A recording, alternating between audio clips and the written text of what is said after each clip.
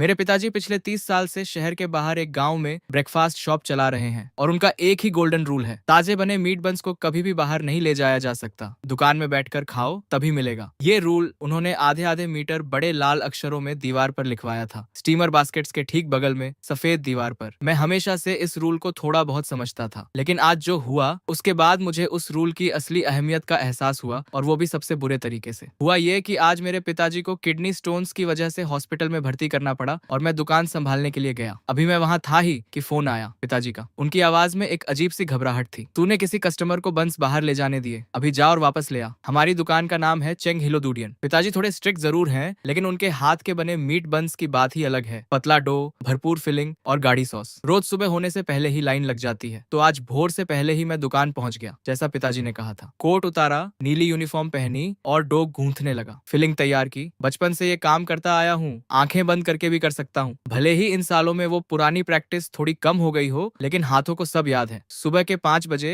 पहला बैच तैयार। स्टीमर का ढक्कन उठाया तो गर्म सफेद भाप सीधे बाहर निकली, और उसके साथ आई वो खुशबू गोश्त की, मसालों की, जिसने पूरी दुकान को तुरंत भर दिया। स्टीमर में सजे मोटे सफेद चमकते बंस जैसे छोटे छोटे खजाने हों। बॉस, 2 मीट बंस और एक बोल सोय मिल्क। पहला कस्टमर था अंकल वन, पास के कंस्ट्रक्शन साइट वाले। रोज सबसे पहले यही आते हैं। ठीक है, मैंने पिताजी की टोन कॉपी की और झटपट ऑर्डर लेकर पहुंचा दिया। अंकल वान ने एक बाइट लिया। गर्म था, मुंह जला, हवा खींची, लेकिन तब भी मुस्कुराते हुए बोले, वाह कमाल है। मैं बस मुस्कुरा दिया। फिर कस्टमर्स का तांता लग गया। बॉस, 4 मीट बंस, 2 बोल पॉरेज। देखते ही देखते दुकान भर गई। आवाजें, हंसी, खाने की आवाजें और वो जानी पहचानी महक जो पसीने और खाने के मेल से बनती है और हड्डियों तक उतर जाती है। मैं अकेला 3 लोगों का काम कर रहा था। पेमेंट लो, डिशेस दो, टेबल साफ करो। थकान थी, लेकिन कैश रजिस्टर में बढ़ते सिक्के देखकर एक छोटी सी सेटिस्फेक्शन भी थी। मन में एक ख्याल आया, शायद ये दुकान आगे चलाना इतना बुरा भी नहीं होगा। लेकिन वो ख्याल अभी पूरा भी नहीं हुआ था कि दरवाजे पर एक आवाज गूंजी, तीखी, जहरीली और उस खास किस्म की सुपीरियोरिटी से भरी जो मैं बहुत अच्छी तरह पहचानता था। अरे, ये चैनवी नहीं है, यहाँ बंस बेच रहा है। मैंने रिफ्लेक्सिवली सिर उठाया। दरवाजे पर एक औरत खड़ी थी। डिजाइनर स्कर्ट, परफेक्ट मेकअप और एक ऐसा हैंडबैग जिसे मैं आइडेंटिफाई नहीं कर सका, लेकिन जो क्लियरली बहुत महंगा था। ये लिन यूए थी, जिससे मैंने 3 साल रिलेशनशिप में बिताए, जिसके साथ मुझे लगा था शायद हम साथ रहेंगे। लेकिन वो रिश्ता टूट गया क्योंकि मैं उसे डायमंड रिंग नहीं दिला सका। और उसके बगल में खड़ा था एक मोटा आदमी, बाल चमकेट हुए, कलाई पर सोने की घड़ी जो आंखें चुंधिया दे। एक हाथ से लिन यूए की कमर थामे, दूसरे हाथ में रेंज रोवर की कीज घुमा रहा था। मेरे सिर में खून चढ़ गया। दुनिया में जिन 2 लोगों को देखना मैं सबसे कम चाहता था, वो ठीक उस वक्त आ गए जब मैं सबसे ज्यादा एम्बेरेस्ड था। मैं वहां खड़ा था, ग्रीसी यूनिफॉर्म, आटे और पसीने से लिपटा हुआ, एक जोक की तरह। और वो थी दमकती, खूबसूरत, एक प्राउड प्रिंसेस की तरह। यहाँ क्या कर रहे हो? मैंने दांत भींचकर कहा। आवाज सूखी थी। लिन यूए ने मुझे ऊपर से नीचे देखा। होंठ तिरछे हो गए। उसकी नजर वैसी थी जैसे कोई किसी आवारा कुत्ते को देखता है। ब्रदर वान के साथ कुछ काम था इधर, सोचा ब्रेकफास्ट भी कर लें। सुना था इस दुकान के बंस बहुत फेमस हैं। ये सोचा नहीं था कि ये तुम्हारी दुकान निकलेगी। उसने कहा कि सोचा नहीं था, लेकिन आवाज में मौकरी टपक रही थी। वो मोटा आदमी भी बोला, आवाज जैसे बिना धुले बर्तन पर तेल। शाओयू, ये वो कॉलेज बड़ी है जिसकी बात करती थी? उसने कॉलेज बड़ी पर खास जोर दिया। हाँ, चैन्यू, मिलो, ये मेरे बॉयफ्रेंड वांगाओ हैं। मैंने उसकी तरफ देखने की भी जरूरत नहीं समझी, बस 2 ठंडे शब्द निकाले। वांगाओ ने नाक चढ़ाई और लिन यूए की बांह दबाई। शाओ यूए को तुम्हारे मीट बंस खाने हैं, सुना है बहुत फेमस हैं। 10 बंस पैक करो। मेरा दिल डूबा। पैक। मेरी नजर अनजाने में दीवार पर लिखी उस लाल लाइन पर गई। सॉरी, ये दुकान का रूल है, ताजे मीट बंस बाहर नहीं ले जा सकते। मैंने दीवार की तरफ इशारा किया, आवाज फॉर्मल रखने की कोशिश की। ये पिताजी का स्ट्रिक्ट हुक्म था, और फिलहाल मेरा एकमात्र काउंटर अटैक भी। यहाँ मेरे घर में अगर तुम ड्रैगन हो तो भी चैन में रहो, अगर फॉक्स हो तो छुप जाओ। लेकिन वांगो को इस स्टूपिड रूल की कोई परवाह नहीं थी। उसने वॉलेट से एक 100 के नोटों की एक मोटी गड्डी निकाली, कोई 1000 रुपए होंगे, और सीधे उस चिकनी टेबल पर पटक दी। रूल्स फिक्स्ड होते हैं, लोग फ्लेक्सिबल होते हैं, हमें जल्दी है, यहाँ बैठने का टाइम नहीं, ये काफी है। उसने ठुड्डी ऊपर उठाई और चारों तरफ देखा, जैसे बाकी सब उससे नीचे हों। मैं उन लाल नोटों को घूरता रहा जब तक आंखें चुंधिया न गईं। आसपास बैठे कस्टमर्स ने चॉपस्टिक्स रख दिए और हमारी तरफ देखने लगे। आंखों में क्यूरियोसिटी थी, दया थी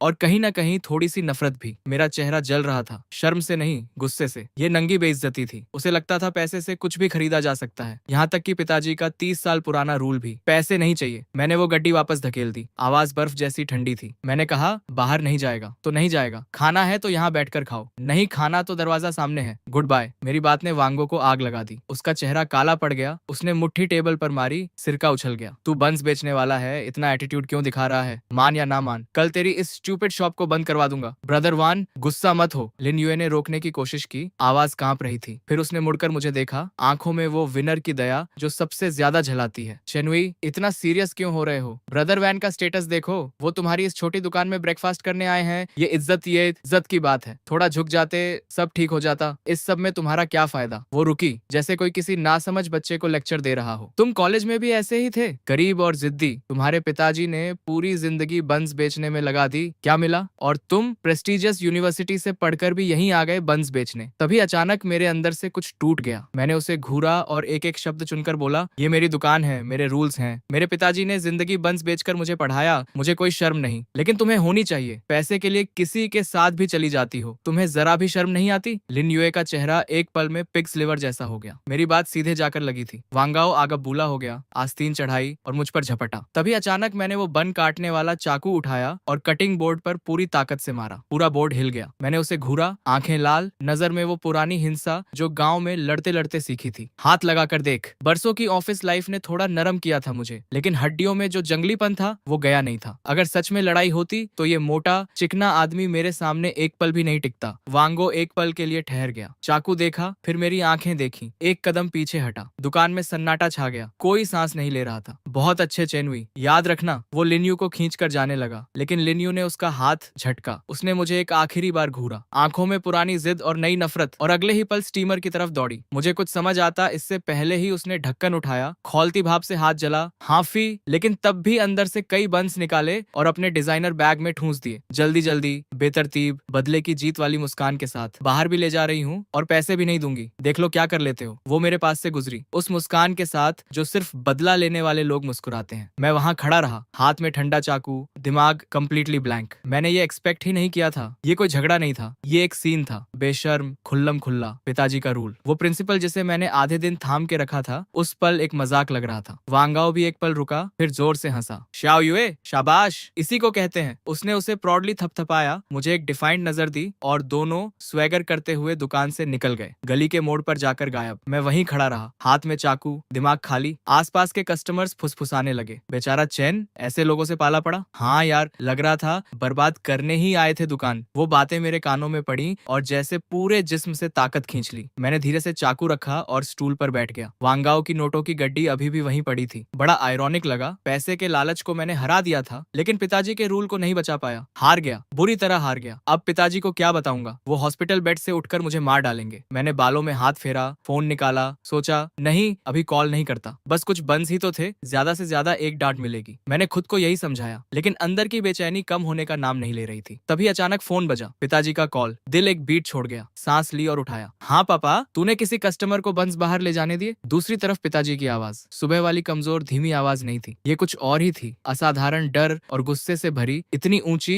कि कान चुभ रहे थे। पापा शांत रहो, सुनो मुझे, बकवास मत कर, जा अभी जा और वो बंस वापस ले आ, वरना कुछ बहुत बुरा होगा। उनकी आवाज कांप रही थी, घबराहट से, टेरर से, और वो कंपन फोन के थ्रू भी मेरे हाथ तक पहुंच गई। पापा बताओ तो, वो औरत थी ना, एक्सपेंसिव कार वाली, बैग में बंस ले गई। मेरा दिमाग झंझना गया, ये उन्हें कैसे पता? वो तो हॉस्पिटल में है, जैसे उनके आईज और ईयर्स हर जगह हों। पिताजी शायद मेरा सोचना समझ गए, आवाज तुरंत एंग्शियस और तेज हो गई। ये मत सोच मुझे कैसे पता, अभी जा, उस बैग में जितने बंस हैं एक एक करके वापस ले आ, एक भी नहीं छूटना चाहिए, जल्दी। पापा बस कुछ बंस की बात है, तुम बहुत एग्जैजरेट कर रहे हो। वो जा चुके हैं, कैसे ढूंढूंगा? मुझे अभी भी लग रहा था लिन्यू बस दिखावे के लिए बंस लेकर गई, मुझे चिढ़ाने के लिए। इसमें इतनी बड़ी बात क्या है? चेनुई, पिताजी की आवाज एकदम धीमी हो गई, लेकिन उस धीमेपन में जो वेट था वो मेरी रूह तक उतर गया। ये उतना सिंपल नहीं है जितना तू सोच रहा है। अगर तू अभी भी मुझे अपना बाप मानता है तो अभी निकल और उन्हें ढूंढ, नहीं मिले तो वापस मत आना। और फोन बंद हो गया। मैं वहां खड़ा रहा, फोन हाथ में। दुकान में अभी भी कुछ कस्टमर्स बैठे थे जो मुझे ऐसे देख रहे थे जैसे मैं पागल हो गया हूँ। पिताजी पागल हो गए हैं, कुछ बंस के लिए मुझे ही बेटा मानने से इनकार कर दिया। ये कौन सा लॉजिक है? गुस्सा था, अर्जेंसी थी, और साथ में एक अजीब बोन चिलिंग डर भी जो समझ नहीं आ रहा था। पिताजी की जिंदगी में पहाड़ गिर पड़े तो भी वो नहीं कांपे। आज उनकी आवाज में वो टेरर था, फोन के थ्रू भी। कुछ तो है जो मुझे नहीं पता। बाकी कस्टमर्स खाकर टेबल पर पैसे रख देना, मैं थोड़ी देर के लिए बाहर जा रहा हूँ। मैंने अपनी यूनिफॉर्म उतारी, केयरलेसली टेबल पर फेंकी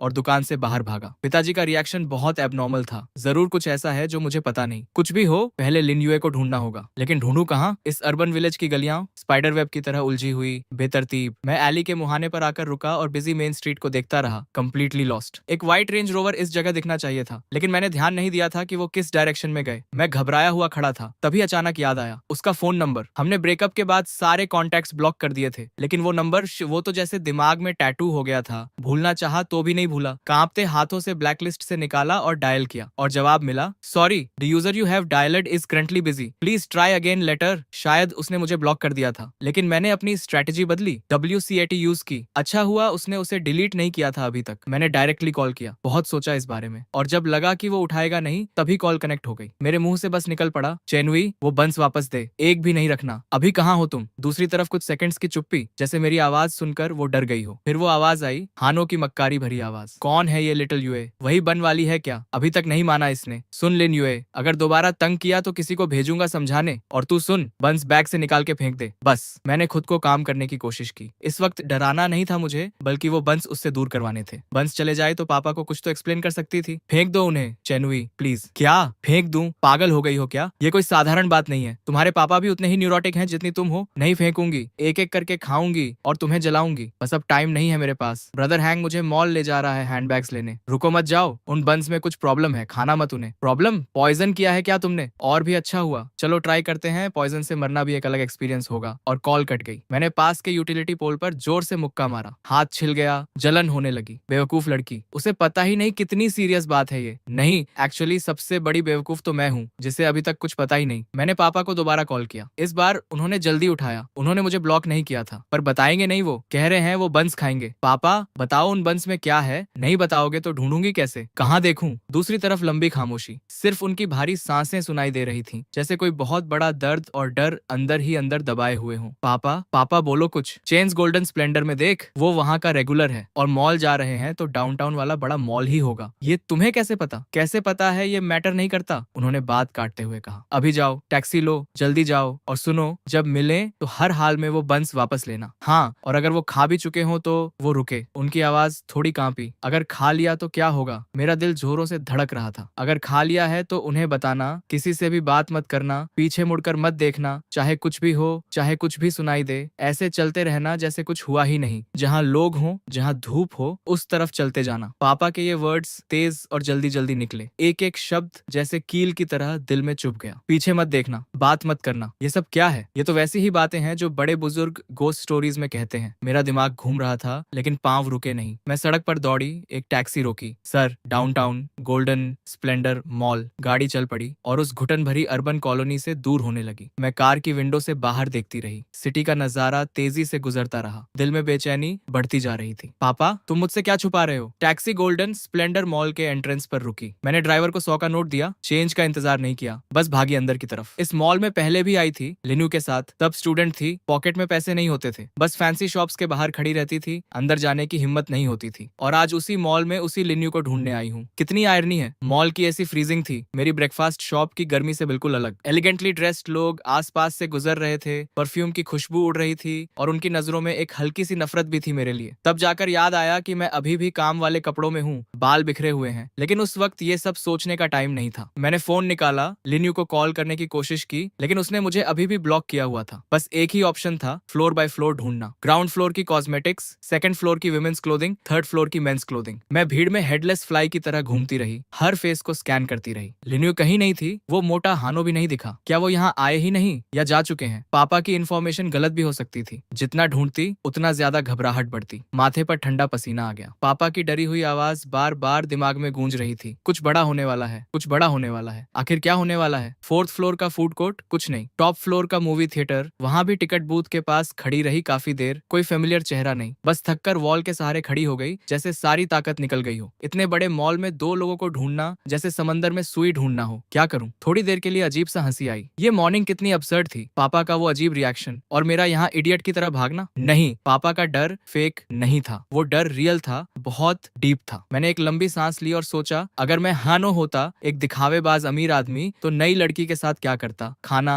शॉपिंग, बैग्स, और फिर कार, अंडरग्राउंड पार्किंग। मेरी आंखें चमकी, जैसे आखिरी उम्मीद की किरण मिल गई हो। उन्हें तो कार लेनी ही होगी वापस जाने के लिए। मैं तुरंत मुड़ी और एलिवेटर की तरफ दौड़ी। B2 का बटन दबाया, एलिवेटर खुली। बाहर से एकदम अलग ठंडी और नम हवा का झोंका आया। पार्किंग लॉट सुनसान था, रोशनी डिम थी, गाड़ियां जैसे खामोश जानवरों की तरह खड़ी थी। मेरे कदमों की आवाज उस खाली जगह में साफ गूंज रही थी। मैं स्लोली जौने से शुरू करके एक एक कार चेक करती गई। यहाँ का टेम्परेचर बाहर से काफी कम था, ठंड से कांपने लगी। पता नहीं साइकोलॉजिकल था या रियल, लेकिन लगातार ऐसा फील हो रहा था जैसे कोई मुझे देख रहा हो। मैं अचानक पलटी, पीछे कुछ नहीं था, बस ठंडी गाड़ियां। मैंने खुद पर हंसी, पापा ने इतना नर्वस कर दिया था मुझे। जोन बी, जोन सी होते हुए जोन डी के एक कोने में फाइनली वो फेमिलियर व्हाइट रेंज रोवर दिखी। नंबर प्लेट याद थी, लास्ट 3 डिजिट्स 8। मैं कार की विंडो से झांकी। पैसेंजर सीट पर लिन्यू का डिजाइनर हैंडबैग रखा था। बंस उसी में होंगे। मैंने डोर खींचा, लॉक्ड था। क्या करूं? विंडो तोड़ूं? नहीं तो मैं ही गलत हो जाऊंगी। हानो पुलिस बुला लेगा, बस वेट करना होगा। मैं एक पिलर के पीछे छुप गई, आंखें उस रेंज रोवर पर टिकाए। एक एक सेकंड बीतता रहा। पार्किंग लॉट में सिर्फ ऊपर फ्लोरेसेंट लाइट्स की हल्की सी आवाज और कहीं से पानी टपकने की टिप टिप। वो आवाज दिल पर बार बार पड़ रही थी और इरिटेशन बढ़ती जा रही थी। फोन निकालकर टाइम देखा, ऑलमोस्ट नून हो चला था। ये लोग आ क्यों नहीं रहे? क्या जाने का प्लान नहीं है? बस जब पेशेंस का आखिरी धागा टूटने वाला था, तभी दूर एलिवेटर की डिंग सुनाई दी। मैं तुरंत पिलर के पीछे दुबक गई और आधी आंख निकाल कर देखा। एलिवेटर से 2 लोग बाहर निकले, लिन यूए और हानो। हाथों में ढेर सारे शॉपिंग बैग्स थे, लग रहा था बहुत कुछ खरीद लिया। लिन यूए जोरों से हंस रही थी, प्रैक्टिकली हानो से लटकी हुई थी। हानो का एक्सप्रेशन एकदम प्राउड था, बियर बेली आगे निकली हुई, जैसे वो खुद को यूनिवर्स का सेंटर समझ रहा हो। मैंने मुट्ठियां भींच ली, नाखून हथेली में धंस गए। बस अभी। मैंने एक गहरी सांस ली, दौड़ने के लिए तैयार हुई। तभी कुछ अजीब हुआ। हानो कार के पास पहुंचा, डोर खोलने ही वाला था कि अचानक रुक गया, जैसे किसी ने उसे फ्रीज कर दिया हो। वो अचानक पलटा और सीधे उस डायरेक्शन में देखने लगा जहां मैं छुपी थी। मेरा दिल धक से रह गया। मैं तुरंत पीछे हो गई, लेकिन कुछ सेकंड्स बाद जब कुछ नहीं हुआ तो मैंने फिर झांका। हानो अभी भी उस डायरेक्शन में देख रहा था, पर मुझे नहीं, मेरे पीछे वाले पिलर को। उसका एक्सप्रेशन बड़ा अजीब था, कंफ्यूज्ड और हल्का सा डरा हुआ। क्या हुआ ब्रदर हुआन? कुछ नहीं, कुछ नहीं। उसने सिर हिलाया, कुछ बड़बड़ाया, जैसे उसे कोई फिगर दिखा हो वहां। मेरा दिल कस गया। उसने क्या देखा? मेरे पीछे तो सिर्फ पिलर है, पिलर के पीछे वॉल है, कुछ नहीं है वहां। अरे छोड़ो, जल्दी खोलो कार, मेरे पैर तो थक गए हैं बिल्कुल, लिन्यू ने इम्पेशेंटली कहा। हानो ने हाँ में जवाब दिया। रिमोट से कार अनलॉक की, रेंज रोवर की लाइट्स 2 बार फ्लैश हुई। उसने डोर खोला और सामान रखने लगा, तभी फिर रुक गया। इस बार उसकी नजर कार की रूफ पर थी और उसका चेहरा एकदम व्हाइट पड़ गया। टेटे, कुछ सुनाई दे रहा है तुम्हें? कोई आवाज? कौन सी आवाज? वो पार्किंग की टूटी हुई लाइट की आवाज है, इग्नोर करो। नहीं वो नहीं, वो कोई है वहां, कोई सीलिंग पर नाखून से खुरच रहा है। हानो की आंखें फटी हुई थी,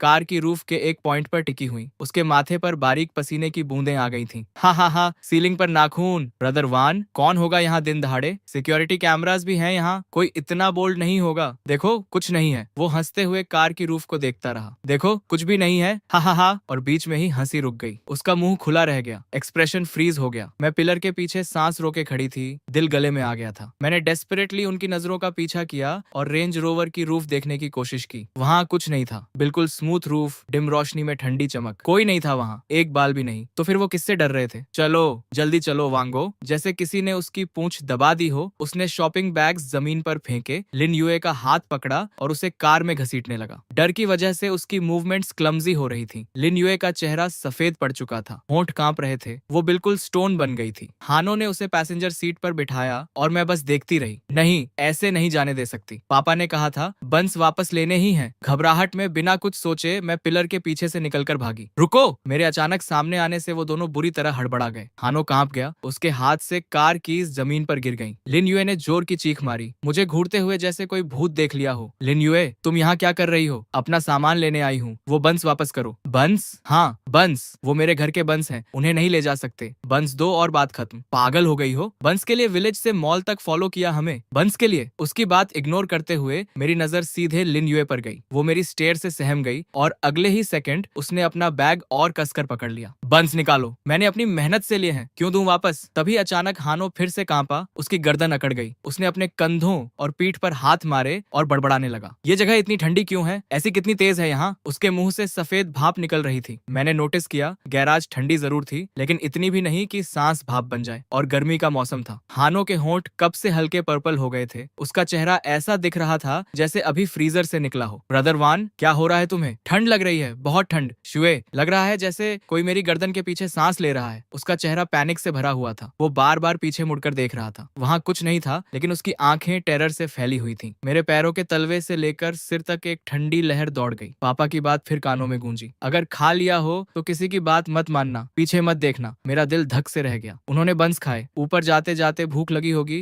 ब्रदर वान ने एक खा लिया, बस यही दो शब्द दिमाग में घूम रहे थे। ठंड, कंधा बहुत भारी है। हानो बड़बड़ाता जा रहा था, पूरी तरह सिकुड़ गया था, बाहें खुद से लपेटे कांप रहा था। उसका डिजाइनर सूट ठंडे पसीने से भीग गया था, जिस्म से चिपका हुआ था। मैंने उसे ध्यान से देखा और तभी कुछ नोटिस हुआ। उसका दाहिना कंधा बाएं से थोड़ा ज्यादा झुका हुआ था, जैसे उस पर कोई बहुत भारी चीज दबा रही हो, कोई ऐसी चीज जो दिख नहीं रही थी। यह ख्याल आते ही मेरे पूरे बदन के रोंगटे खड़े हो गए। चेनवी, क्या हो रहा है? ब्रदर वान को देखो, उन्हें क्या हो रहा है? ब्रदर वान उठो, मुझे डरा मत। लिन यूए चीख रही थी। ठंड, कंधा, दर्द हो रहा है। तुमने बंस में पॉइजन डाला था? नहीं, अभी ब्लेम करने का टाइम नहीं है। अचानक मुझे पापा की बाकी बात याद आई। जहाँ धूप हो, लोग हों, वहाँ जाओ, जल्दी इसे मॉल के अंदर ले चलो, ऊपर बहुत लोग हैं। लिन यू स्टनड होकर देखती रही। बकवास मत करो, अगर मरने देना हो तो यहीं रहो, वरना चलो। मैं दौड़कर हानो का एक हाथ थामा। उसका जिस्म लोहे की तरह ठंडा था, कपड़ों के ऊपर से भी वो हड्डियों तक उतरती ठंड महसूस हो रही थी। और उसका वजन, वो तो टेरिफाइंग था। मैं 1.8 मीटर लंबी हूँ, रेगुलरली वर्कआउट करती हूँ, लेकिन उसे उठाना जैसे किसी इंसान को नहीं, किसी बहुत भारी चीज को उठाना हो, सुअर से भी ज्यादा भारी। लिन यूए भी जल्दी से आई और हम दोनों ने हानो को दोनों तरफ से पकड़कर एलिवेटर की तरफ घसीटना शुरू किया, जैसे कोई बेजान बोझ खींच रहे हों। पीछे पीछे कोई है, मत छुओ मुझे। उसकी आंखें टेरर में पीछे की तरफ घूम रही थीं, प्यूपिल्स फैले हुए थे। मैंने पीछे देखने की हिम्मत नहीं की, दांत भींचकर पूरी ताकत से उसे एलिवेटर में घसीट लिया। एलिवेटर के डोर्स धीरे धीरे बंद हुए और उस आखिरी लम्हे में जब डोर्स लगभग बंद हो चुके थे, एक बहुत ही धीमी बारीक सी औरत की कराह सुनाई दी। उस आवाज में इतनी गहरी तकलीफ और अकेलापन था कि रूह कांप जाए। एलिवेटर की व्हाइट लाइट में हानो का पीला चेहरा और भी सिनिस्टर लग रहा था। वो अभी भी कांप रहा था, लेकिन गराज से थोड़ा कम। इसे क्या हो रहा है? लिन यूए ने फुसफुसाते हुए पूछा। मैं क्या जवाब देती? मैंने कहा था कुछ ऐसा खाया है जो नहीं खाना चाहिए था, और अब कोई अदृश्य चीज इस पर सवार है। अगर तुम मुझे पागल नहीं समझते तो यही बता सकती हूँ। मैंने फोन निकाला, हाथ इतना कांप रहा था कि स्क्रीन अनलॉक नहीं हो रही थी। कई बार ट्राई करने के बाद पापा को डायल किया। पापा, इसने खाया? एक खाया। मेरी आवाज इतनी कांप रही थी कि खुद को अजीब लग रहा था। दूसरी तरफ से पापा की एक गहरी सांस आई, वही सांस जो एलिवेटर में हानो ने ली थी, उससे मिलती जुलती। मैंने बेचैनी में एलिवेटर का फ्लोर ठोका। जगह छोटी थी, मेरी उस मूवमेंट से लिन यूए इंस्टिंक्टिवली कोने में सिकुड़ गई। हानो मेरे साथ कीचड़ की तरह चिपका हुआ था, ठंड ठंड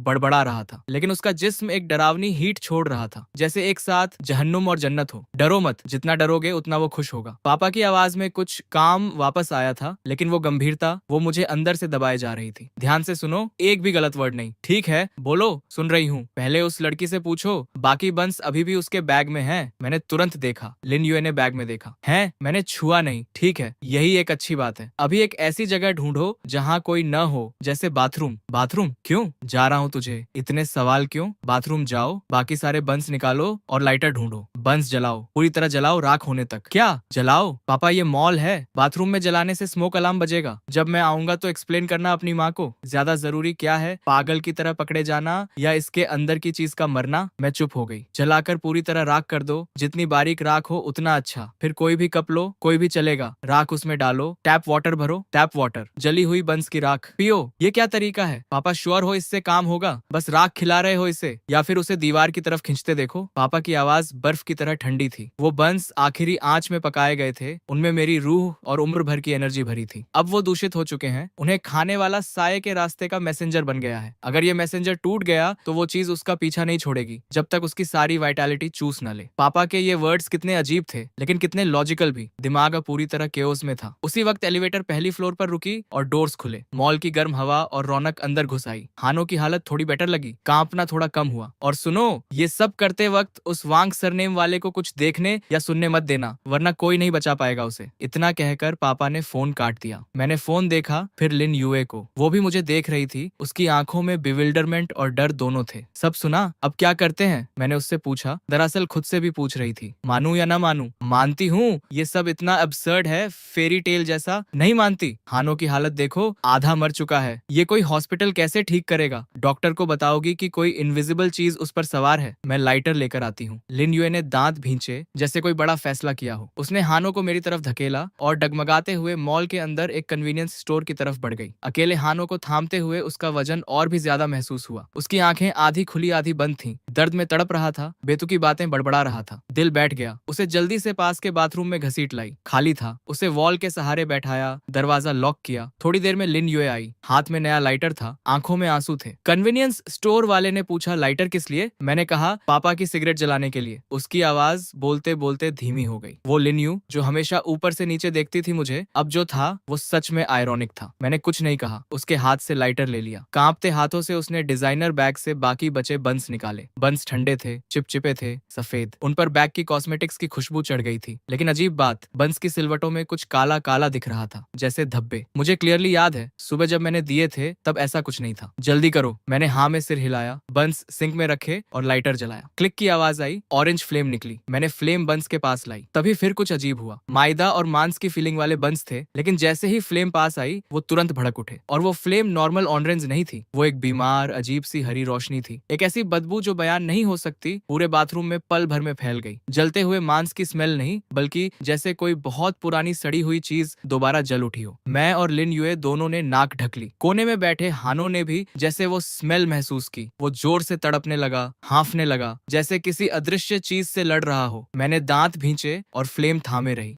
मैंने बाकी बचे सारे बंस उस हरी आग के ढेर पर फेंक दिए। फ्लेम्स और तेज भड़क उठी और आग के अंदर से कुछ चटकने की आवाजें आने लगीं, जैसे कोई चीज तवे पर तल रही हो। साथ में धीमी धीमी चीखें, बारीक और पतली, जो इंसानी नहीं लग रही थी। लिन युए डर के मारे जमीन पर बैठ गई, दोनों हाथों से कान ढक लिए। मेरी भी रूह कांप गई, लेकिन रुकना नहीं था। थोड़ी देर में बंस पूरी तरह काली राख का ढेर बन गए। हरी फ्लेम धीरे धीरे बुझी और बदबू कम हुई। मैंने सिंक में राख का वो ढेर देखा, फिर कोने में बैठे हानो को, जो अब थोड़ा शांत हो रहा था। एक हल्की सी राहत मिली। मैंने धीरे से हाथों से वो अभी भी गर्म राख कप में समेटी। फिर टैप खोला, ठंडा पानी बहने लगा और मैंने कप भर लिया। काली राख पानी में घुल गई और पूरा कप स्याही जैसा गदला हो गया। पीना तो होगा ही, वरना शायद बच नहीं पाएगा। हानो उठो। चेनवी कैसे हो? बस एक नाइटमेयर आया था। सपने में एक औरत मेरे ऊपर थी, बोल रही थी बहुत भूख लगी है। मैंने और लिन युए ने एक दूसरे को देखा। दोनों की आंखों में एक जैसा डर था। ज्यादा मत सोचो। मैंने कप उसके मुंह के पास किया। लो पानी पियो। ये क्या है? उसने काले पानी को देखते हुए नाक भौं सिकोड़ी। एंटीडोट है। ये काली चीज क्या है? बिल्कुल स्याही जैसी लग रही है। पी सकते हो? पीना हो तो पियो। अगर वो नाइटमेयर दोबारा नहीं देखना तो ये पियो। मेरा टोन सख्त था, कोई ऑप्शन नहीं था। हनो हेजिटेट किया। उसने मेरे हाथ में कप देखा, फिर पास में खड़ी पीली पड़ी लिन युए को और कुछ समझने की कोशिश की। अभी जो हुआ वो क्या था? उसने लिन युए से पूछा। लिन युए के होंठ हिले, लेकिन कोई शब्द नहीं निकला। क्या बताती? कि तुम गराज में पागलों की तरह कांपे, चीखे और अब तुम पर कोई सवार था? तुम पजेस थे? हानो ने हल्की सी हंसी दी, लेकिन वो हंसी रोने से भी बदतर थी। चेनवी, बहुत ज्यादा साइंस फिक्शन पढ़ा है क्या? ये साइंटिफिक सोसाइटी है, पोजेशन कहाँ से आएगा? तो साइंस से एक्सप्लेन करो कि गराज में तुम क्यों चिल्ला रहे थे कि ठंड लग रही है, कोई पीछे से सांस ले रहा है, तुम्हारी सांस सफेद भाप क्यों बन रही थी? गार्डे की एसी बहुत तेज थी, शायद कोल्ड हो गया। कोल्ड से कंधों पर किसी का बोझ महसूस होता है, कोल्ड से गर्दन के पीछे किसी की सांस लगती है। खुद को फूल करो। तुमने वो बंस खाए, उन बंस में कुछ है, ये तुम खुद मानते हो। तो क्या तुमने पॉइजन किया था? पॉइजन नहीं किया, लेकिन वो बंस सच में दुकान से बाहर नहीं जाने चाहिए थे। पापा के रूल्स कोई बेकार टेस्ट का मामला नहीं है, बल्कि ये उन जैसे लोगों की जान बचाने के लिए हैं जो नहीं जानते कि क्या कर रहे हैं। ये वर्ड्स मेरे मुंह से क्यों निकले मुझे खुद नहीं पता। शायद वो हरी फ्लेम की वजह से। वो हरी फ्लेम, वो सड़ी हुई बदबू और वो मुश्किल से सुनाई देती चीख, इन सब ने मुझे एक नई, बिल्कुल नई समझ दी थी। अपने पापा की, उस बन शॉप की, और एक ऐसी पहचान जिसने सब कुछ उल्टा कर दिया। मेरी बात सुनकर हानो स्टन्ड रह गया और लिन युए मुझे ऐसे देख रही थी जैसे कोई मॉन्स्टर देख रही हो। तुम्हारे पापा क्या करते हैं? बंस बेचते हैं। 30 साल से। एक बूढ़ा आदमी जो ढेर सारे अजीबोगरीब रूल्स बनाता है। पियोगे? तुम्हारी मर्जी। बस इतना कह सकती हूँ कि ये ग्लास ऑफ वाटर आज तुम्हारी एकमात्र सैल्वेशन हो सकती है। मुझे जो करना था कर दिया, जो कहना था कह दिया, चॉइस तुम्हारी है। हानो काले पानी का कप थामे कांप रहा था। उस गदले लिक्विड को देखता रहा। उसके चेहरे के एक्सप्रेशंस बदलते रहे। सर्वाइवल की इंस्टिंक्ट और अननोन का डर आपस में लड़ रहे थे। एक एक मिनट गुजरता रहा। बाथरूम में खामोशी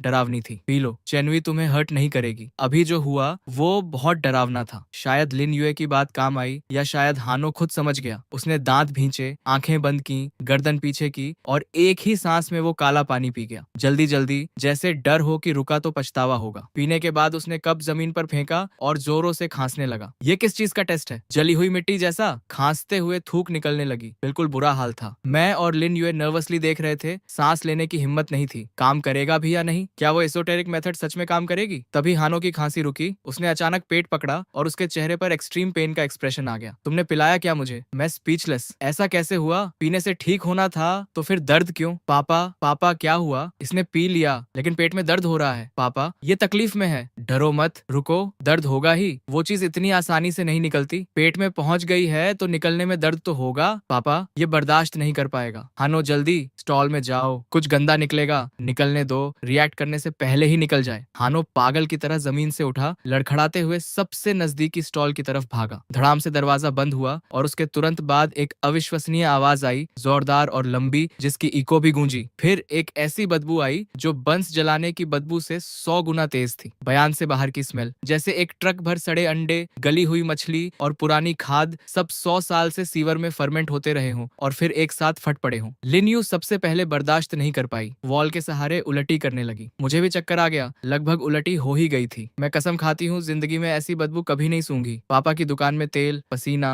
कचरा, सब तरह की स्मेल्स होती हैं, लेकिन इतनी घिन कभी नहीं आई। उसने क्या निकाला पता नहीं, जानना भी नहीं चाहती। बस जल्दी खत्म हो। टॉयलेट फ्लश हुआ और दरवाजा चरमराते हुए खुला। हानो बाहर निकला, डोर फ्रेम के सहारे खड़ा था। चेहरा अभी भी पीला था लेकिन वो पर्पलिश रंग गायब हो गया था। कपड़े पसीने से तरबतर थे, जैसे पानी से निकाला हो। पूरी तरह थका हुआ लेकिन आंखों में क्लैरिटी वापस आ गई थी। ठीक हूँ अब। कुछ और फील हो रहा है? कोई पास आ रहा है? नहीं नहीं, वो फीलिंग गई। पीठ ठंडी नहीं, कंधा भारी नहीं। वो खुशी से 2 बार उछला, हालांकि टांगे अभी भी थोड़ी कमजोर थीं। काम कर गया। पापा का तरीका सच में काम कर गया। मैंने एक लंबी सांस ली, थकान ने घेर लिया। इस एक सुबह में मेरी पूरी 20 साल की जिंदगी से ज्यादा हो गया था। हानो एक कॉम्प्लिकेटेड एक्सप्रेशन के साथ मेरे पास आया। उसके होंठ हिले, कुछ कहना चाहा लेकिन शब्द नहीं निकले। आखिर में उसने पॉकेट से वॉलेट निकाली, जितनी कैश थी सब निकाली, कोई 10,000 होंगे, सब मेरे हाथ में ठूंस दिए। लो, आज के लिए शुक्रिया। उसकी आवाज में सुबह वाला घमंड और अकड़ बिल्कुल नहीं था, बल्कि एक झुकाव था मेरी तरफ, या यूं कहें मेरे पापा की तरफ, हमारी उस रहस्यमयी बन शॉप की तरफ। चेनवी, सॉरी भी और थैंक यू भी। मैंने हाथ में पैसे देखे, फिर उन दोनों को। अचानक थोड़ी हंसी आई। सुबह इन्हीं पैसों से मेरी बेइज्जती हुई थी, अब इन्हीं पैसों से शुक्रिया। पैसे वही थे, मतलब बिल्कुल अलग। तुम्हारे पापा असल में करते क्या हैं? उसकी नजर मेरे और पापा के बीच घूम रही थी, बन शॉप के ओनर की पहचान और आज के सारे अजीब इवेंट्स के बीच। साफ था वो अब नहीं मान सकता था कि हम बस ऑर्डिनरी बन सेलर्स हैं। क्या जवाब दूं? यही कि मुझे भी नहीं पता। मैंने उसे देखा, फिर लिन युए को। अचानक दिमाग में एक ऐसा ख्याल आया जिसने खुद मुझे चौंका दिया। जानना चाहते हो? मैंने एक मिस्टीरियस स्माइल दी, पापा की नकल करते हुए। आज रात दुकान पर आओ, धीरे धीरे बताती हूँ। ये कहते हुए मैं खुद हैरान थी। क्या कर रही हूँ मैं? इन्हें घर की दुकान पर इनवाइट कर रही हूँ, जिस जगह पापा ने इन्हें कभी नजदीक न आने दिया। और धीरे धीरे बताऊंगी। क्या बताऊंगी? मुझे खुद कहाँ पता है कुछ। थोड़ी देर पहले तो मैं खुद इडियट की तरह थी, लेकिन जैसे ही ये वर्ड्स निकले, एक अजीब सी सेटिस्फैक्शन आई जो एक्सप्लेन नहीं हो सकती। हानो और लिन युए के चेहरों पर हैरानी, क्यूरियोसिटी और हल्के से डर का मिला जुला एक्सप्रेशन देखकर लगा जैसे कुछ वापस मिल गया। मैं अब वो डरपोक नहीं थी जिसकी एक्स गर्लफ्रेंड और उसके बॉयफ्रेंड ने सरेआम बेइज्जती की थी, बल्कि मैं वो थी जिसके पास उनका एक ऐसा राज था जो उन्हें पता नहीं था। भले ही उस मास्टर को खुद कुछ नहीं पता था। हमारी दुकान पर हानो का एक्सप्रेशन बड़ा एक्सप्रेसिव था, जैसे जाना भी चाहता था और डर भी रहा था। आज की सारी घटनाओं ने उसकी पूरी वर्ल्ड व्यू तोड़ दी थी। अब वो मुझे ऐसे देख रहा था जैसे कोई इंसान के भेस में कोई और हो। क्यों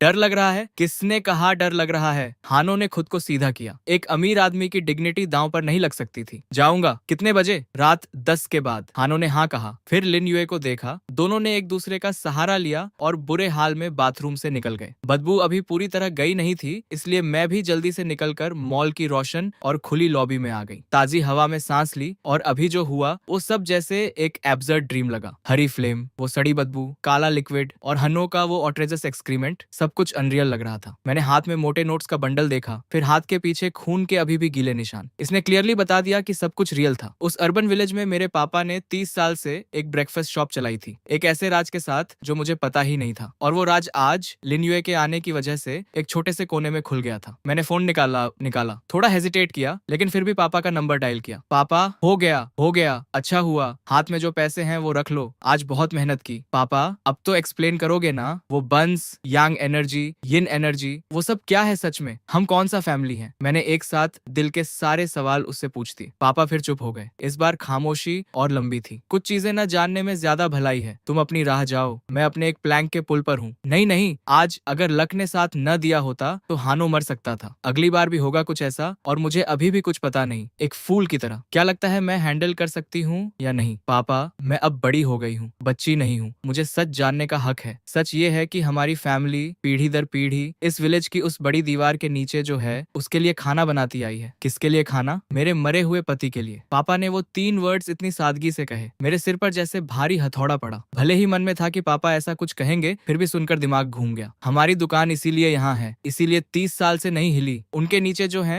उन्हें शांत रखने के लिए। हर रोज भोर से पहले पहली ताजी बेक हुई मीट बन, जिसमें हमारी लाइफ फोर्स का हिस्सा होता है, वो उनके लिए ऑफरिंग होती है। अगर सीधे खाया जाए तो वो ताकतवर हो जाते हैं और नुकसान करने आते हैं। इसीलिए दुकान में कोई जिंदा इंसान खाए और दुकान में इतने सालों से जमा हुई ह्यूमन स्पिरिट, वो वाइटल एनर्जी बंस में और आत्माओं के जरिए शांत होती है। वो स्पिरिट इंसेंस की तरह नीचे पहुंचती है। लेकिन अगर बाहर ले गए तो ताजी बेक हुई बंस अंधेरे में उजाले की तरह है, आसपास की हर बुरी चीज को खींचती है। जिसने ये बंस खाए वो जैसे उन चीजों के लिए दरवाजा खोल देता है। वो पीछे पड़ जाते हैं, तब तक तंग करते हैं जब तक सारी वाइटैलिटी चूस न लें। पापा की बातों में बहुत ज्यादा इन्फॉर्मेशन थी, एक बार में प्रोसेस नहीं हो रही थी। लग रहा था जैसे पापा नहीं कोई फेरी टेल सुन रही हूँ, अपनी फैमिली की बेकरी के बारे में एक डार्क और क्रीपी फेरी टेल। लिन्यू को कैसे पता चला, वो बंस लेने का आइडिया कैसे आया उसे, पता नहीं, लेकिन फील हुआ मुझे जो एबिलिटी हमारी फैमिली में जनरेशन से चली आ रही है, अब नवी जनरेशन में मुझ तक है। इन चीजों से रोज डील करते करते एक सेंसिटिविटी आ जाती है नेचुरली। जिसे मेरी एनर्जी लगी हो वो कंटेमिनेट हो तो मुझे सीने में एक जोर लगता है। तब मुझे समझ आया कि फोन पर वो इतने शॉक्ड क्यों थे और इतनी एक्यूरेसी से कैसे बोल पाए कि लग्जरी कार में एक औरत थी। उन्हें सब पता था लेकिन मुझसे छुपाते रहे। पहले क्यों नहीं बताया? बताने से क्या फायदा था? ताकि तुम भी सारी जिंदगी इस यिन ऑरा वाली गंदी दुकान की रखवाली करते हुए, इन अंधेरे में जीने वाली चीजों से डील करते हुए बिताओ। मेरी सबसे बड़ी ख्वाहिश यही थी कि तुम इस जगह से जितना दूर जा सको चली जाओ। पापा की ये बात जैसे हैमर की तरह दिल पर लगी। मैं हमेशा सोचती थी उन्हें नहीं चाहते थे कि मैं दुकान संभालूं, क्योंकि उन्हें लगता था मैं क्लमजी हूँ, मेहनत नहीं कर सकती। ये कभी नहीं सोचा था कि वो एक्चुअली मुझे बचाना चाहते थे। अपने तरीके से, खामोश और जिद्दी एम्ब्रेस से उन्होंने मेरे लिए एक साफ आसमान थामे रखा। पापा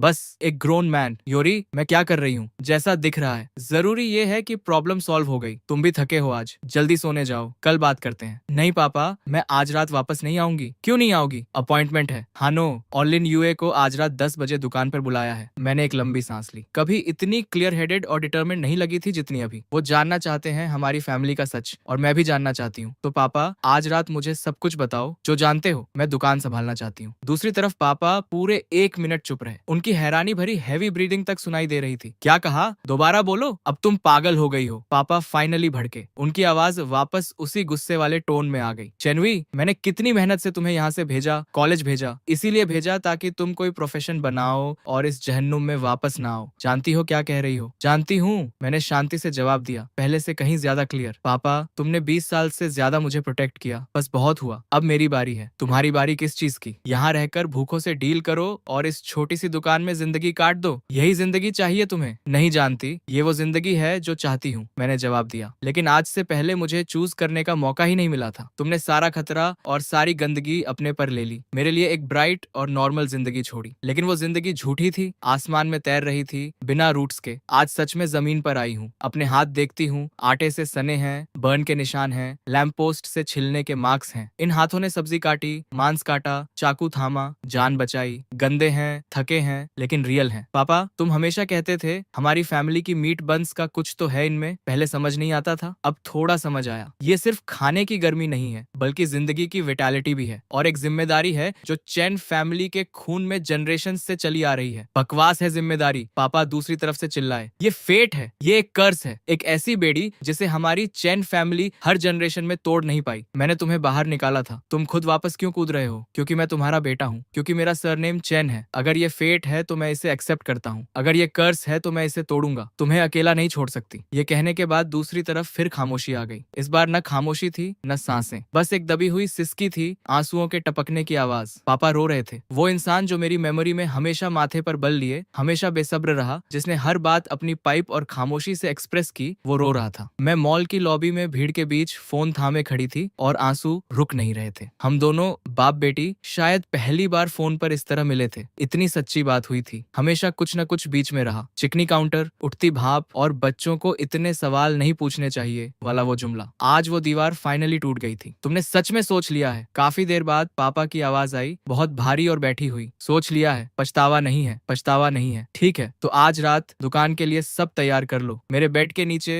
जो काला वुडन बॉक्स है उसे भी निकाल लो। काला वुडन बॉक्स। हाँ, वक्त आने पर समझ जाओगी। हानो और लिन यूए को आने दो। कुछ बातें हैं जो आउटसाइडर्स को जानना जरूरी है ताकि आगे कोई अनजाने में फिर से तकलीफ न उठाए। ठीक है, मैंने फोन रख दिया। लगा जैसे सीने पर से एक बहुत बड़ा पत्थर हट गया। आगे का रास्ता अननोन था, अजीब था, लेकिन पहले से कहीं ज्यादा ग्राउंडेड फील हो रहा था क्योंकि अब पता था कि आज से मैं अकेली नहीं हूँ। वो बेमकसद शहर में भटकने वाली प्रोफेशनल चेनुई नहीं हूँ। मैं पुरानी चेंजी शॉप की यंग मास्टर हूँ। मैं वापस उस पुराने घर गई जहाँ पापा रहते हैं माँ के जाने के बाद से। वो ब्रेकफास्ट शॉप के ऊपर ही है। घर बहुत पुराना था लेकिन पापा ने बेहद साफ रखा हुआ था। उनकी इंस्ट्रक्शंस फॉलो करते हुए बेड के नीचे वो काला वुडन बॉक्स मिला। बॉक्स बंद था, बहुत भारी था, कोई लॉक नहीं, बस एक पुरानी कॉपर क्लास्प। मैंने खोला नहीं। कुछ इंस्टिंक्ट था जो कह रहा था इसे खोलने के लिए पापा का होना जरूरी है या कम से कम उनकी इजाजत। फिर इंसेंस भी मिली। ये चीजें घर में हमेशा रही थी। पापा, माँ और फैमिली के एंसेस्टर्स के लिए निकालते थे। पहले सुपरस्टिशन लगती थी लेकिन अब लगा शायद सिर्फ एंसेस्टर्स के लिए नहीं। सब कुछ तैयार हो गया। मैं दुकान पर वापस आई। आसमान अंधेरा होने लगा था। इस कस्बे की रात दिन से ज्यादा जिंदा होती है। काम से लौटते लोग, स्ट्रीट वेंडर्स की आवाजें, बच्चों की हंसी और शोर एक जोशीली सिम्फनी बनाते हैं। पापा इसे ही दुनिया का धुआं और आग कहते हैं। मैंने दुकान बिजनेस के लिए नहीं खोली, बस सारी लाइट्स जलाई और सफाई शुरू कर दी। हर टेबल, हर स्टूल कपड़े से रगड़ा जब तक स्पॉटलेस ना हो गया। फ्लोर की ग्रीस को ब्रश से बार बार स्क्रब किया। पूरी तन्मयता से काम किया, जैसे कोई पवित्र रिचुअल हो, जैसे अपने एक्शन से इस दुकान को और यहाँ जो भी है उसे बता रही थी कि मैं वापस आ गई हूँ। रात के 9 बज चुके थे जब पापा का कॉल आया। सुनो, जब वो आए एक शब्द मत बोलना, पहले उन्हें बैठाओ, फिर ठीक 10 बजे एक नई बैच बनाओ। याद रखो, डो गूंदने से लेकर स्टीम होने तक 10 से पहले कंप्लीट होना चाहिए। जैसे ही रात के 10 बजे तुरंत कवर कर देना। 10 बजे क्यों? क्योंकि उनके खाने का टाइम है। मैं खाने के टाइम पर पॉट खोलूंगा। ये बैच आज जिंदा लोगों के लिए नहीं है। जिंदा लोगों के लिए नहीं तो किसके लिए? बंस बाहर निकालो, दुकान के एंट्रेंस की स्टेप्स पर रखो, साथ में इंसेंस पेपर और 3 अगरबाती जलाओ। तो डायरेक्टली उन्हें ऑफरिंग दे रहे हैं? तुमने तो कहा था वो हार्म करते हैं। वो नॉर्मल दिनों में करते हैं, लेकिन आज अलग है। पापा की आवाज में एक ऐसा खतरा था जो मेरी समझ से बाहर था। आज चेन फैमिली की यंग मास्टर पहली बार उन्हें ऑफरिंग दे रही है। ये रूल है। तुम्हें उन्हें बताना है कि अब इस दुकान में कौन है। अपनी सिंसेरिटी भी दिखानी है और अपना रूल भी। ये बैच उनके लिए है, ये बताने के लिए कि चेन फैमिली बदल गई है। अब से वो हमारे रूल्स फॉलो करेंगे। खाना है तो इंतजार करो, जब जिंदा दें तब लो। मैंने पूरी तरह समझे बिना भी सब नोट कर लिया। एक एक करके रात के 9:50 पर आखिरी ट्रे स्टीमर में रखी। सफेद भाप उठने लगी। तभी दुकान के एंट्रेंस पर 2 फेमिलियर चेहरे दिखे, हानो और लिन यूए। उन्होंने कपड़े बदले थे, दिन से ज्यादा लाइवली लग रहे थे, लेकिन चेहरों पर टेंशन और बेचैनी छुपाए नहीं छुप रही थी। वो डोरवे पर खड़े, रोशन दुकान और काम में लगी मुझे देखते हुए एक पल हेजिटेट किए, फिर अंदर आए। मैंने नजर नहीं उठाई, बस शांत आवाज में कहा, आ गए, बैठो, 10 बजने में 10 मिनट है। हनो और लिन्यू ऐसे अंदर आए जैसे पहली बार शहर आए 2 बच्चे हों, हर चीज को क्यूरियोसिटी और सावधानी से देखते हुए। उन्होंने एंट्रेंस के पास एक टेबल चुनी, सीधे बैठे, हाथ कहाँ रखें समझ नहीं आ रहा था। मैंने इग्नोर किया, काम जारी रखा। डो गूंदना, खींचना, बंस बनाना। मेरे हाथ तेज नहीं थे लेकिन पक्के थे। हर स्टेप जैसे हड्डियों में बसी मेमोरी हो। दुकान बिल्कुल खामोश थी, सिर्फ डो की आवाज और स्टीमर की हिसहिसाहट। हानो और लिन यूए भी नहीं बोले, बस मुझे देखते रहे। उनकी नजरें इनिशियल क्यूरियोसिटी से धीरे धीरे हैरानी में बदल गईं। शायद उन्हें एक्सपेक्ट नहीं था कि मैं, जो एक पढ़ी लिखी प्रोफेशनल लगती हूँ, इस काम को इतनी स्किल और एक अलग ही रिदम से कर सकती हूँ। बचपन से करती आई हो तो यूनिवर्सिटी क्यों गई, ऑफिस जॉब क्यों की? ये सवाल जैसे सुई की तरह दिल में चुभा। मैंने डो गूंदना रोका और नजर उठाई, क्योंकि पापा नहीं चाहते थे। उसकी आंखों में आंखें डालकर एक एक शब्द सीधे कहा, क्योंकि उन्हें लगता था बंस बेचना शर्मनाक है। लिन यूए का चेहरा इंस्टेंटली व्हाइट पड़ गया। वो जानती थी ये वर्ड्स उसके लिए थे और मेरे लिए भी। एक वक्त था जब मुझे भी शर्म आती थी। लगता था पापा एक फेलियर है जो ये टूटी फूटी दुकान चलाते हैं। तेल और धुएं की स्मेल से खुद को कमतर समझती थी। भागना चाहती थी, प्रूव करना चाहती थी कि मैं अलग हूँ, लेकिन आज समझ आया मैं बुरी तरह गलत थी। मैंने उसकी तरफ देखा नहीं, नजर झुकाई और बंस बनाती रही। माहौल पहले से भी भारी हो गया। पुरानी वॉल क्लॉक टिक टिक करती रही। एक एक सेकंड सबके दिल पर पड़ता रहा। 9:57, 9:58, 9:59, और जब सेकंड हैंड सबसे ऊपर पहुंची, डिंग डिंग, घड़ी ने भारी और लंबी आवाज में 10 बजाए। पहली डिंग के साथ ही मैंने स्टीमर का ढक्कन एक झटके में उठाया। सफेद भाप का एक ऐसा झोंका आया जो दिन वाले से कई गुना तेज था, साथ में जलते मांस की खुशबू, और पूरी छोटी सी दुकान पल भर में भर गई। भाप इतनी घनी थी जैसे कभी न छोटने वाला कोहरा। दूसरी तरफ हानो और लिन यूए के चेहरे तक नहीं दिख रहे थे, लेकिन फील हो रहा था कि वो इस अचानक चेंज से हड़बड़ा गए और एक कदम पीछे हट गए। हिलो मत, कुछ बोलो मत। मेरी आवाज धीमी थी, लेकिन उस खामोश दुकान में बिल्कुल साफ सुनाई दी। वो दोनों सच में नहीं हिले। मैंने केयरफुली स्टीमर से 10 ताजे बने बंस निकाले। बंस सफेद और गोल थे, दिन वाले से बड़े, सिलवटें ज्यादा क्लियर। रोशनी में उन पर एक नमी की चमक भी थी। फिर ट्रे हाथ में लेकर मैं एक एक कदम दुकान के दरवाजे की तरफ बढ़ी। हर कदम पक्का था। महसूस हो रहा था जैसे अनगिनत आंखें चुपके से मुझे देख रही हैं। अंदर से हानो और लिन युए की डरी हुई नजरें और बाहर से उन चीजों की नजरें जो दिखती नहीं थी। वो इंतजार कर रही थी मेरे हाथों में ऑफरिंग का। मैं दरवाजे तक आई लेकिन बाहर नहीं निकली। बजाय इसके ट्रे को एंट्रेंस की ऊपरी स्टेप पर फर्मली रख दिया। 10 बंस एक लाइन में। फिर वापस दुकान में आई और काउंटर से पहले से तैयार किया हुआ पेपर मनी और कैंडल्स निकाले। कैंडल्स जलाए और दरवाजे के दोनों तरफ रखे। कैंडल लाइट कांपती रही, मेरी लंबी पतली शैडो फ्लोर पर पड़ती रही। फिर पेपर मनी का एक बंडल जलाया और एंट्रेंस के पास रखे आयरन बोल में डाला। फ्लेम्स अचानक उठी। पेपर मनी राख बनती रही जो रात की हवा में उड़ती हुई किसी अनजान जगह की तरफ जाने लगी। आखिर में 3 अगरबत्तीस जलाई। दोनों हाथों से थामे दरवाजे के बाहर के गहरे अंधेरे की तरफ मुंह करके मैंने 3 बार सिर झुकाया। गांव के चारों कोनों के भाई बहनों, मेरी आवाज ज्यादा ऊंची नहीं थी लेकिन यकीन था कि अंदर और बाहर दोनों जगह सुनाई दे रही है। मेरा नाम चेनुई है। मैं पुरानी चेंगी शॉप की नई ओनर हूँ। आज यहाँ आलिना आने पर एक छोटी सी ऑफरिंग लाई हूँ। कोई बड़ी बात नहीं, बस आप सबके लिए मेरी थोड़ी सी खुशी। पापा यहाँ थे, मेरी बेकदरी के लिए माफ करना। अब से मैं संभालूंगी। मेरी चेन फैमिली के रूल्स नहीं बदलेंगे। हर सुबह पहली ताजी बंस, सबके लिए खाना इंश्योर करेंगी, लेकिन रूल्स तो रूल्स हैं। जो तुम्हारा नहीं है वो मत लो, जो नहीं खाना चाहिए वो मत खाओ। आज जो हुआ वो हमारी चेन फैमिली की गलती थी। इस बार नजरअंदाज करती हूँ। अगली बार हुआ तो मुझे रशलस होने से मत रोकना। मैं पलटूंगी और रहम नहीं करूंगी। इतना कहकर मैंने तीनों अगरबैटिस एंट्रेंस के पास इंसेंस बर्नर में गाड़ दिए। सब हो जाने के बाद मैं पलटी और दुकान में वापस आ गई। बंस की तरफ पीछे मुड़कर नहीं देखा, लेकिन फील हुआ बाहर का टेम्परेचर कुछ डिग्री नीचे आ गया। रात की हवा चली, साथ में एक चीरती हुई सी आवाज आई, जैसे बहुत सारे लोग किसी चीज के लिए लड़ रहे हों या बहुत सारे लोग धीरे धीरे रो रहे हों। हानो और लिन युए फ्रीज हो गए, एक दूसरे से सट गए, चेहरे कागज की तरह सफेद। मुझे ऐसे देख रहे थे जैसे जहन्नुम से कोई आया हो। मैंने कोई अटेंशन नहीं दिया। एक टेबल पर खुद बैठ गई, एक कप चाय ढाली। बैठो। वो दोनों कांपते हुए सामने बैठ गए। अभी किससे बात कर रही थी? क्या लगता है मास्टर चेन? हानो ने कहा। उसने मुझे एड्रेस करने का तरीका चेनुई से बदल कर मास्टर चेन कर दिया था। वो उन बंस को खाएंगे, जब खा लेंगे तो चले जाएंगे। हम तीनों दुकान में बिना एक शब्द बोले बैठे रहे। कोई 10 मिनट बीते। बाहर की वो ठंडी उदास फीलिंग धीरे धीरे कम हुई और कस्बे की रात की नॉर्मल रौनक वापस आ गई। मैं उठी और एंट्रेंस की तरफ गई। स्टेप्स पर ट्रे अभी भी रखी थी, लेकिन उस पर रखे 10 बंस गायब थे। न कोई ग्रीस का दाग, न कोई टुकड़ा, जैसे थे ही नहीं, बस हवा में मिल गए।